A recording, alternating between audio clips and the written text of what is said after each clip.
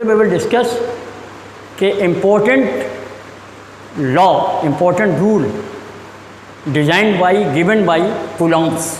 That is very important formula, and all the electricity based on this formula.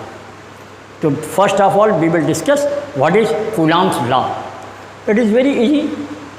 Coulomb was scientist who have studied between force of attraction between two charges, and he have given a special formula.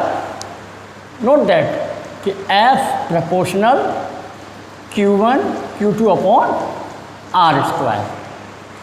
Think F is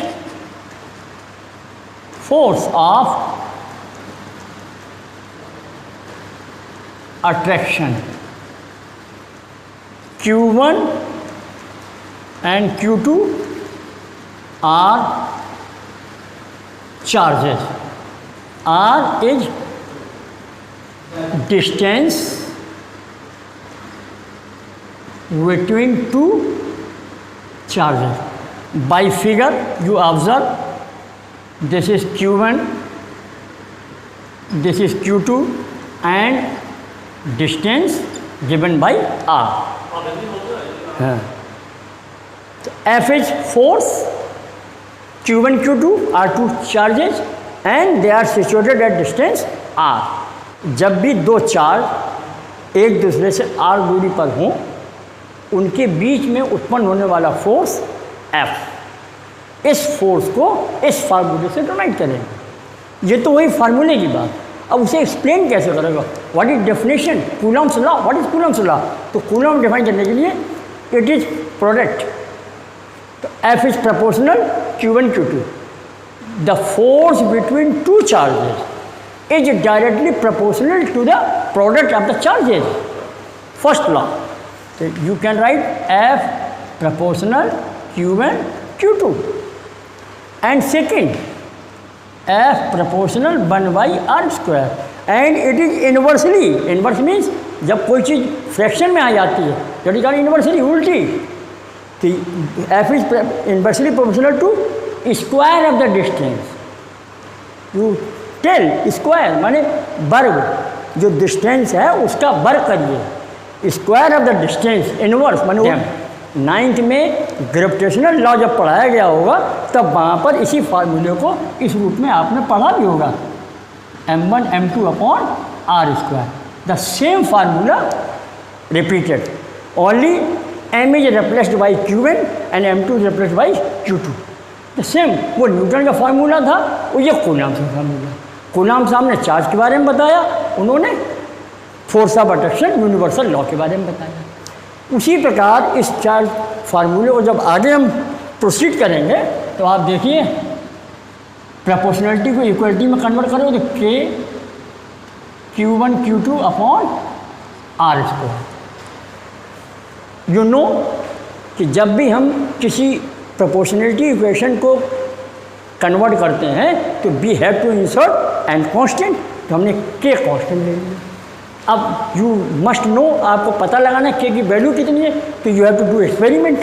you take R 1 meter, Q1 Q2 1 coulomb.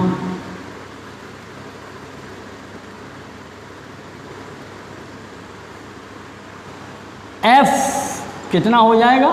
K into 1 1 1 square.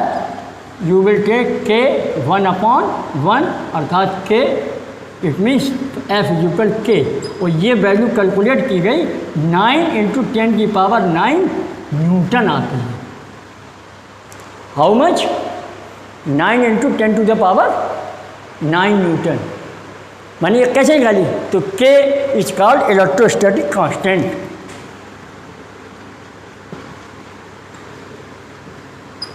Electrostatic constant. Now think for easiness of study, पढ़ाई को math के हिसाब से सुलभ बनाने के लिए के को एक नया सिंबल दिया गया, के को वैल्यू ये रख दी गई 1/4 epsilon. 4 is constant, pi is constant, epsilon is a new symbol. तो नाउ व्हाट इज एप्सिलॉन? 4 पाई के, और के की वैल्यू 9 × 10⁹। तो यू विल कीप हियर 1/4, 3 × 1 4, 9 × 10⁹। ना ये एप्सिलॉन है, ये कांस्टेंट ऑफ परमिटिविटी नाम दिया गया। It is called constant of permittivity. Permittivity means ये जो कैलकुलेशंस हुए, मान के चलें कि दो चार्ज के बीच में कुछ है नहीं, देयर इज नो मटेरियल, तो this value defined for calculated for space, there is no material. Material यदि कुछ होगा इवन एन एयर या अनदर मटेरियल, तो उसकी वैल्यू चेंज होती रहेगी। तो ये नया नाम दिया गया constant for permittivity of the material, ठीक। और ये के इलेक्ट्रोस्टैटिक कांस्टेंट। हालांकि के और ये थोड़े बदले हुए रूप हैं, थोड़ी सी वैल्यूज़ में अंतर है और फॉर्मेट अलग है। तो इस प्रकार जो फार्मूला हम कल न्यूमेरिकल्स में इस्तेमाल करेंगे वो ये बना 1/k की जगह 4 pi epsilon 0 Q1 Q2/r²। Now take the points for numerical. जब भी न्यूमेरिकल में कैलकुलेशन करें तो one thing force, second thing Q1 Q2 charges, fourth distance in among 4 items, all are constants, epsilon constant, pi constant, 4 constant, ठीक। and ये 1/4 pi epsilon is 9 × 10⁹। तो calculation में इसको पूरा भी इस्तेमाल कर सकते हैं, अलग अलग भी इस्तेमाल कर सकते हैं, पर जो जैसी चीज़ चार में से कोई भी 3 चीज़ें दी हों, चौथी आप याद कर सकते हैं। मान लीजिए चार्ज दिया हो, चार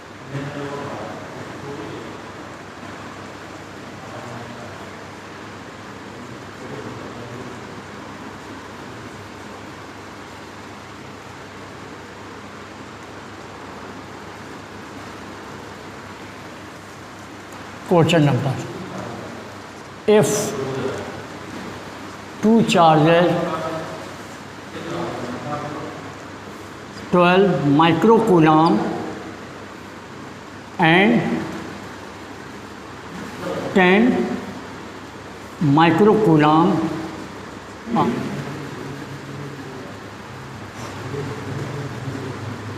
electrostatic. Now think, substitute in formula.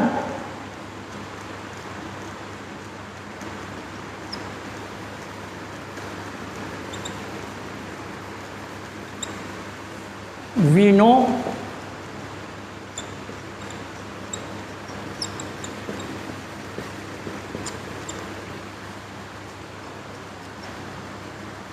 one 9 × 10⁹ Q1 means plus 12 10⁻⁻6 Q2 minus 10 into 10⁻⁻6 r² माने 3 into 10⁻⁻3 whole square.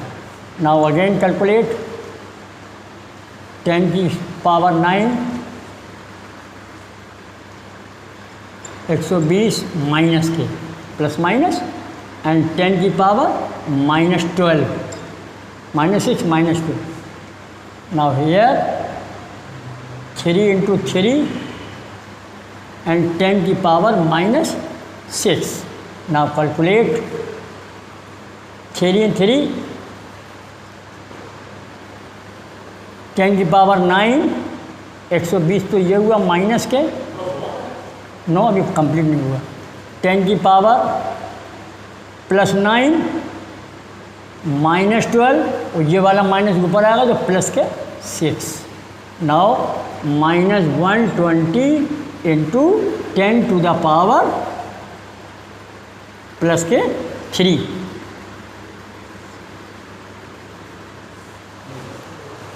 Negative means attraction force, समझ रहे? अपोजिट चार्ज गेट अट्रैक्शन, समझ रहे? This is simple. नाउ एक another important formula in vector form,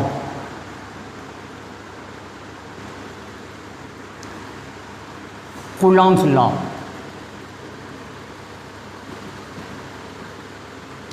formula think F is equal 1/4 pi epsilon Q1 Q2 upon R square. This is scalar formula. If you want to denote it in a vector form, so you have to multiply it unit vector. अब think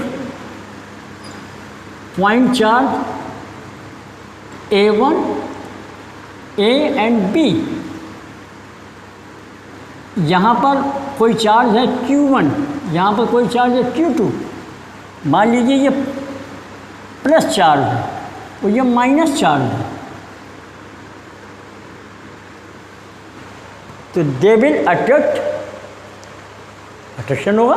तो attraction means यदि यहाँ पर आप force experience करोगे तो ये इधर लगेगा, और इधर से देखोगे तो ये इधर लगेगा, माने एक दूसरे को खींच रहे हैं। तो force of attraction along the joint line, ठीक। तो वेक्टर क्या हो गया ए बी। अब इधर से कहोगे तो बी ए, इधर से कहोगे तो है। अब मान लीजिए यहाँ से आप सोचोगे तो यहाँ फोर्स कैसा लगेगा, इसको खींच रहा है, और ये इधर से खींचेगा तो इसका डायरेक्शन इधर हो जाएगा, हो जाएगा। तो ये ध्यान रखने की चीज़ है, यहीं पर 90% मिस्टेक्स होती हैं कि फोर्स डायरेक्शन क्या है। और जब डायरेक्शन पता लग गया तो यूनिट वेक्टर को, अब इसके बीच में हमने आर लिया है, आर इज वेक्टर फॉर्म, ठीक। तो यूनिट वेक्टर, और यूनिट वेक्टर कैसे लिखोगे, R unit will be equal to R vector upon mod of R, ठीक। तो यहाँ पर इसी वेक्टर को इस रूप में लिख दें,